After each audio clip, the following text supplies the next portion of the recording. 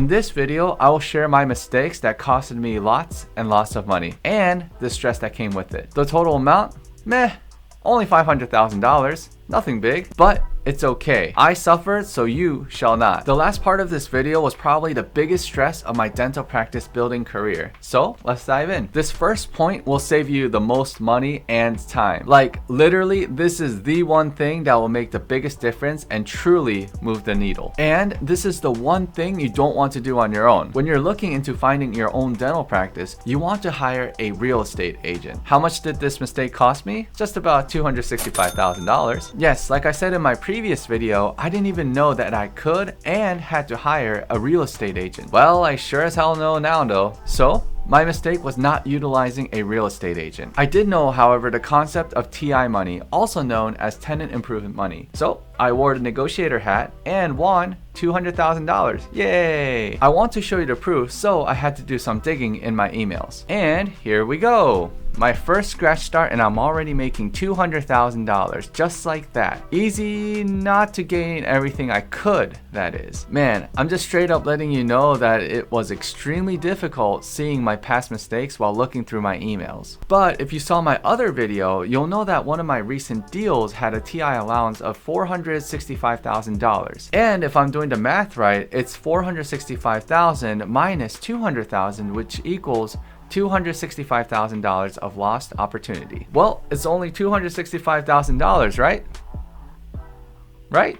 The next topic didn't cost me as much money, but it costed me so much time and stress that I highly recommend you do not do it. I've made this particular mistake so many times that I now know to avoid it like the plague. So, what do we need to avoid? It's avoiding patients for construction work. I've been burnt too many times to make this mistake again. This should have been a red flag from the get-go. But while in dental school, long time ago, I heard about a dentist hiring a patient for painting to paint his house while doing crowns for the patient. At the time, I thought, wow, that's quite smart. Why? Because of opportunity cost. As an owner dentist, you can do 6 anterior crowns for a patient, and if the crowns are $1,500 a piece, then it'd be $9,000.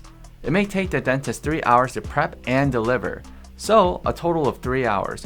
Whereas a painter would charge the same $9,000 and take 15 hours to complete the project. So essentially, it would take the painter 5 times the time it takes the owner dentist to do the crowns. This is to illustrate that we all have skills. Skills of a dentist is more valuable than the skills of a painter. Not knocking down on any painters though. I have a feeling that the painters are gonna spam me with hate messages now. Anyways, I'm just illustrating the fact that there are a lot more painters than you have dentists. So that means the law of supply and demand favors the dentist more than the painters.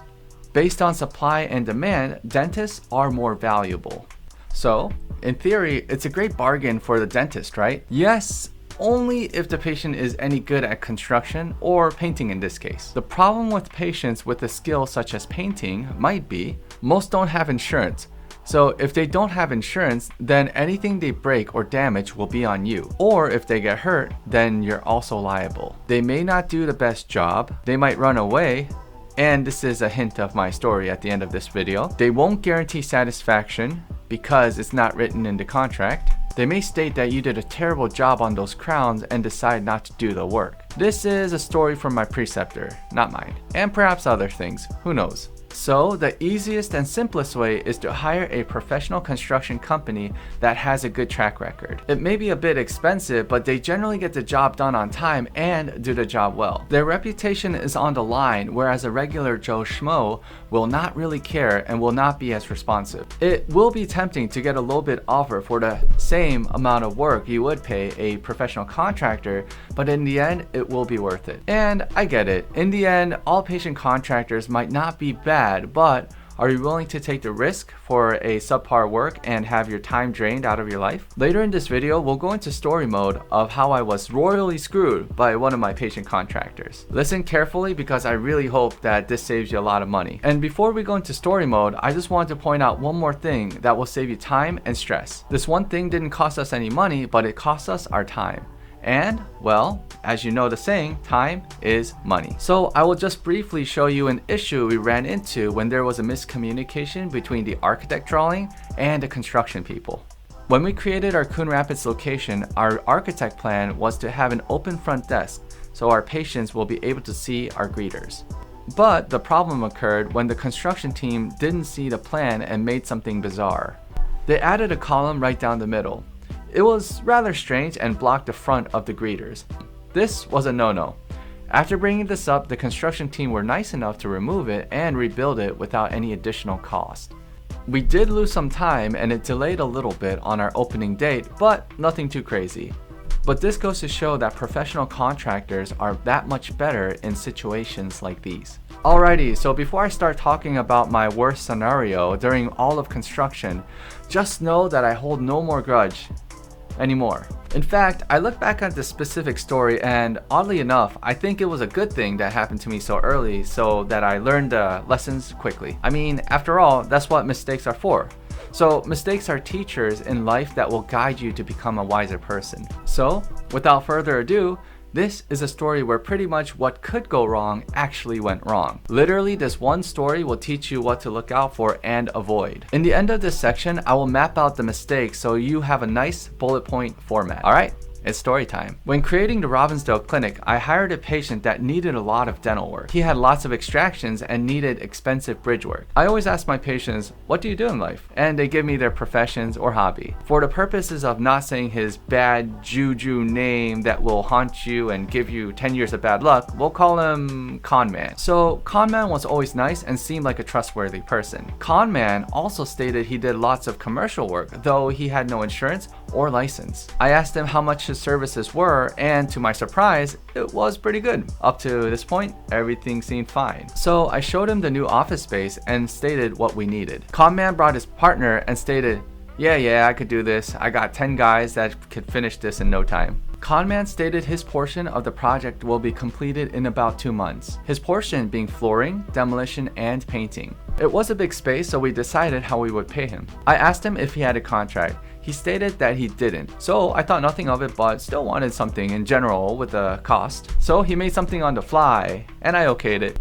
I paid him for 1/3 of the job in advance. So far so good, right? Well, this is where it gets interesting. His first day, he was late, and I thought nothing much of it. His crew of 10 people actually turned out to be 6 people, and the quote, experienced crew, unquote, turned out to be his son-in-law, girlfriend, 2 random dudes, and his daughter. I confronted him and stated, yo, what's going on? I thought you had like a crew of 10 people and 10 experienced dudes, man. Conman then stated that the experienced crew goes in at night. So I said sure. I had too many things to worry about at the time anyway, so I checked in about a week and a half later. After checking in, not much difference was made regarding construction, and this was when I started getting my first real red flags, like spider senses, if you will. I would talk to Conman, and the answer is always, I'm working hard on it. About a week later after that, I got complaint from the neighbors. Apparently, Conman did something and there was a flood that seeped into the chiropractor's suite. What the hell, Conman? So I had to hash things out with the neighbors, and then I looked at the issue. It seemed that they hit one of the pipes and fixed it. I deemed it fine because it seemed like progress was being made. The same week, I got a call from the cops. Apparently at night, the fire alarm went off and the cops had to go there. I got called and I left my home and got to the office around 1 a.m. or so. It turned out that when they were sanding the walls to prep for painting, the dust went into the fire alarm, thus creating an alert, and the police and firefighters just like came. We didn't know this was the cause at the first time, and we only found out the second time the fire alarm went off. Oh, and remember the 10 guys that were supposed to be there at night?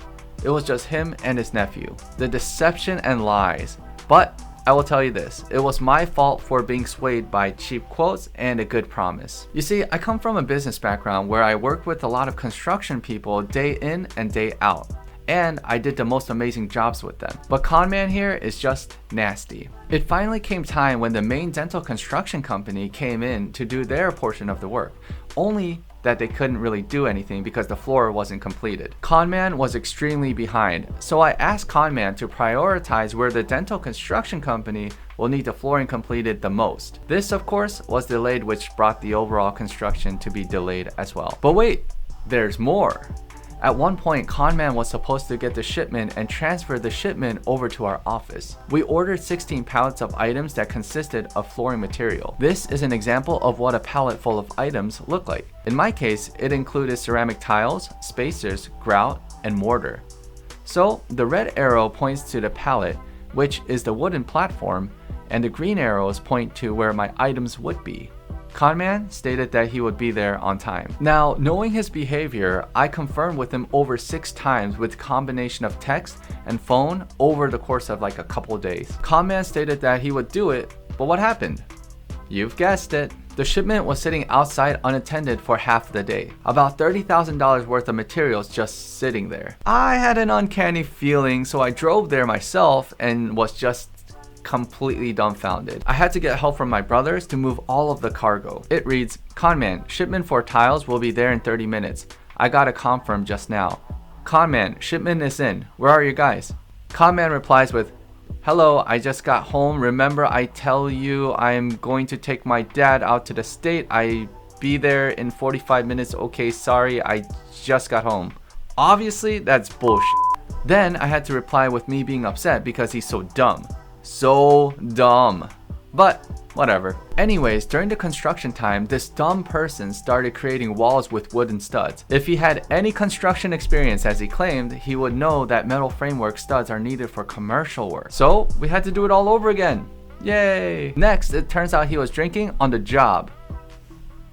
Not only was he drinking on the job, but he was drinking crap beer. Now that is a double fail. If he was going to drink, might as well drink something better. Oh, and by the way, if you want video updates, do subscribe to this channel. I'll post all my experiences to help you with your journey. Ha, but it's pretty funny actually. I just realized I asked you to describe while showing a crappy beer. Anyways, the text message from my main contractor states, this is what we found this morning in your space. I received your voicemail. I will have an updated schedule I'll forward to you. I did send an invoice to blank. I'll forward to you. What is the best email address? Thanks. As if that's not enough, I was to meet with Conman at Menards, which is a home improvement store like Home Depot or Lowe's. Anyways, the text confirms that we have an appointment at 4 p.m. The next day comes around and I wait and I don't see him. I text him asking, where is that? 24 minutes past our meeting time and he had the audacity to tell me that he's in the meeting. Meeting? What meeting? You're supposed to have a meeting with me. Guys, I literally cannot make this up. There's a lot more to the story, but this is getting too long. Some other things we did was 1. Clean up after his terrible mess by scraping off the grout off the tiles. We already know what ceramic tiles are since we saw the previous video, but the grout is a tan colored cement looking thing. It goes in between the ceramic tiles and it makes the tiles look good. That's what is supposed to happen, but meh. Whatever, you know. And 2, hiring additional staff, which costed me probably a good $60,000 to complete on the other side of our dental clinic. And 3, pay people money to redo a lot of the work. And finally 4, we had to change out all the locks because he lost our keys. So I will say this whole process had made me into a much wiser person. I understand that you truly can big time. Like it is 100% possible. Like, I'm like the living proof of that. During crunch time of the week prior to inspections, I worked in the daytime as a dentist and worked as a construction person at night. Those who know me and did the grind with me as well will know. I am content now because Robbinsdale Clinic was a challenge that my team and I overcame. In hindsight, I guess I am glad that I got such a beating and learned the lessons therein. But screw Conman. All in all, just this portion of the mess must have been upwards of $250,000. Just this portion up to this point. His work was extremely slow and he completed roughly about 33% of his portion of the job. He stated that he needed more money and though he wasn't done 50% of the job, he yet again promised me that he would get more people. It was actually believable because there were some random people coming in. So I reluctantly gave him $12,000. And guess where this is going? You've guessed it. He cashed a check and checked out. That bastard really is the con man of the con man. So he didn't come into work and he barely responded. You see, I'm usually a super nice guy and let things go. I offered him to give me back my money and then we'll cut all ties. He refused. So I decided it's time to file a lawsuit. I'll briefly talk about the lawsuit because I don't want to bore you. If you want the full version, we can always talk later. In the end, the lawsuit took about 1 year to finish. You see, when you sue someone, you first go through negotiations called arbitration. There, you will ask for demands and come to an agreement. And if no agreement is reached, then it goes to court. A judge will decide the outcome. I went through the whole process and it ended as a draw. it was deemed a partial fault on both sides. And these are the lessons that I took from this case. 1. Most of the time, the courts always favor the little guy. In this case, I was some dentist with lots of money apparently, and I was picking on this little poor contractor. And 2, even with mounds of undeniable objective evidence, you may not prevail. And 3, it sure doesn't help when the judge says, "Oh my gosh, I speak Spanish too," and starts giggling. I knew I was f***ed as soon as she said that during her intro. In the end, I went for a lawsuit solely based on principle and not emotion. But you know what trumps both of them? Logic. The time I wasted was so annoying that I could have worked 10 days and revenued all that I lost. I was fighting a battle of financial attrition with conman via legal fees, but in hindsight, it wasn't even worth it. In the end, the lawyers are the ones who truly won. But that's just spilled milk under the bridge. I look back at all of these mistakes and think, man, how did I even deal with all of this? Anyways, as promised, let me state my mistakes that I made so hopefully you will never have to repeat them again. Mistake number 1. Hire unlicensed patients to do any construction work. Mistake number 2, hire someone unlicensed because I was promised to have the project done faster and 3 times cheaper. Mistake number 3, no contract between contractor. Mistake number 4, ignore all the early red flag signs and not act upon it. Mistake number 5, mixing my own subcontractors with the main dental construction company. Mistake number 6, not vetting the contractors such as asking specific questions, etc. Though I didn't know what I know now. Mistake number 7, allow poor work to continue. Mistake number 8, paying contractors when promised work is not completed on time. Mistake number 9, allow poor communication to continue. And mistake number 10, creating double the work as a result of hiring a suboptimal contractor. And we have mistake number 11, believing a lawsuit is the answer and going for it.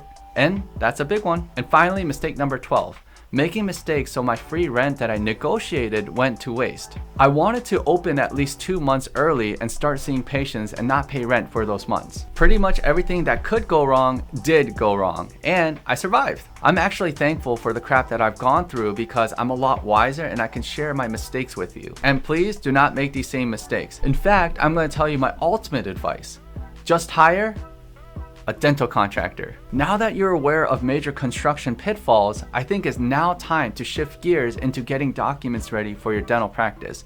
And yes, there are hundreds of documents to get, but I'm talking about the absolute necessities. Like, if you don't get these documents, you cannot and definitely will not be able to run your dental practice legally. So click on this next video and find out the necessary documents to run your dental practice.